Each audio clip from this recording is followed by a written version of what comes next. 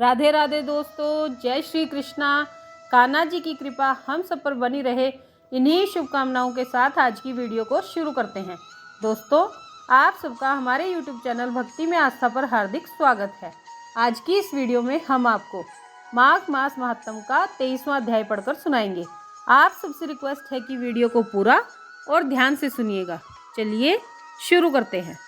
लोमश ऋषि कहने लगे कि जिस पिशाच को देवदूति ने मुक्त किया वह पहले द्रविड़ नगर में चित्र नाम वाला राजा था। वह बड़ा शूरवीर, सत्यपरायण तथा पुरोहितों को आगे करके यज्ञ आदि करता था। दक्षिण दिशा में उसका राज्य था और उसके कोष धन से भरे हुए थे। उसके पास बहुत से हाथी, घोड़े और रथ थे और वह अत्यंत शोभा को प्राप्त होता था। बहुत सी स्त्रियों के साथ क्रीड़ा करता था और अनेक यज्ञ उसने किए थे। वह नित्य अतिथियों की पूजा करता था और शस्त्र विद्या में निपुण था।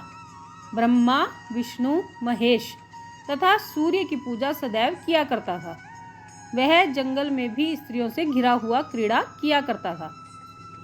एक बार वह पाखंडियों के मंदिर में गया और वेदहीन, भस्म लगाए महात्मा बने हुए पाखंडियों से उस राजा की बातचीत हुई।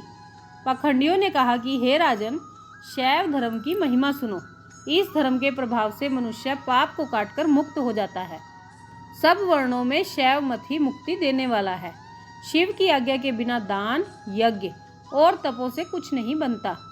शिव का सेवक होकर भस्म धारण करने, जटा रखने से ही मनुष्य मुक्त हो सकता है। जटा धारण करने तथा भस्म लेपन से ही मनुष्य शिव के समान हो जाता है। इसके बराबर कोई पुण्य नहीं है। जटा भस्म धारण किए हुए सभी योगी शिव के सदृश होते हैं। अंध, जड़, नपुंसक तथा मूर्ख सब जटा से ही पहचाने जाते हैं।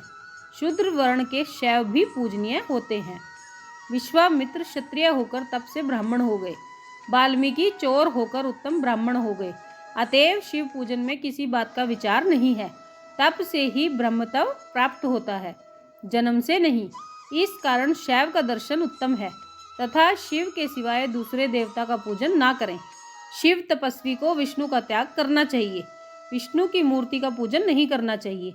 विष्णु के दर्शन से शिव का द्रोह उत्पन्न होता है और शिव के द्रोह से रोरवादी नरक मिलते हैं। इसी से भव सागर से पर होने के लिए विष्णु का नाम भी नहीं लेना चाहिए। शिव भक्त निशंक होकर जो शिव से प्रेम करता है वह कैलाश में वास करता है, इसमें कुछ संदेह नहीं।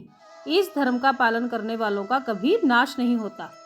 इस पाखंडी के ऐसे वचन सुनकर राजा ने मोह में आकर उनका धर्म ग्रहण कर लिया और वैदिक धर्म को त्याग दिया। वह श्रुति, स्मृति और ब्राह्मणों की निंदा करने लगा। उसने अपने घर के अग्निहोत्र को बुझा दिया और धर्म के कार्य बंद कर दिए। विष्णु की निंदा और वैष्णवों से द्वेष करने लगा और बोला, कहाँ है विष्णु? कहाँ देखा जाता है? कहाँ रहता है? किसने देखा है? और जो लोग नारायण का भजन करते थे उनको दुख देता था। पाखंडियों का मत ग्रहण कर राजा वेद, वैदिक धर्म, व्रत, दान और दानियों को नहीं मानता था। अन्याय से दंड देता वह कामी राजा सदा स्त्रियों के समूह से घिरा रहता और क्रोध से भरा रहता। गुरु तथा पुरोहितों के वचनों को नहीं मानता था। पाखंडियों पर विश्वास करता हुआ उनको गांव, हाथी, घोड़े और स्वर्ण आदि देता था। उनके सब कार्य करता, भस्म धारण करता और मस्तक पर जटा रखता था। और जो कोई विष्णु का नाम लेता उसको मृत्यु का दंड दिया जाएगा। यह ढिंडोरा उसने पिटवा दिया था। उसके भय से ब्राह्मणों तथा वैष्णवों ने उस देश को छोड़ दिया और दूसरे देशों में चले गए। सारे देशवासी केवल नदी के जल से जीते थे। जीविका से दुखी होकर वृक्ष आदि नहीं लगाते थे, ना ही खेती बाड़ी करते थे। प्रजा अन्न के अभाव से गला सड़ा अन्न भी खा लेती थी। आचार, विचार, अग्नि क्रिया सब को छोड़कर काल रूप की तरह वह राजा शासन करता था। कुछ काल पश्चात उस राजा की मृत्यु हो गई और वैदिक रीति से उसकी क्रिया भी नहीं की गई। यह यमदूतों से अनेक प्रकार के दुख उठाता रहा।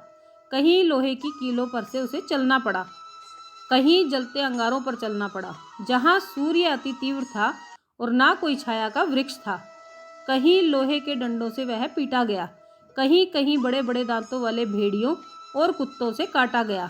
इस प्रकार दूसरे पापियों का हाहाकार सुनता हुआ वह राजा यमलोक में पहुंचा।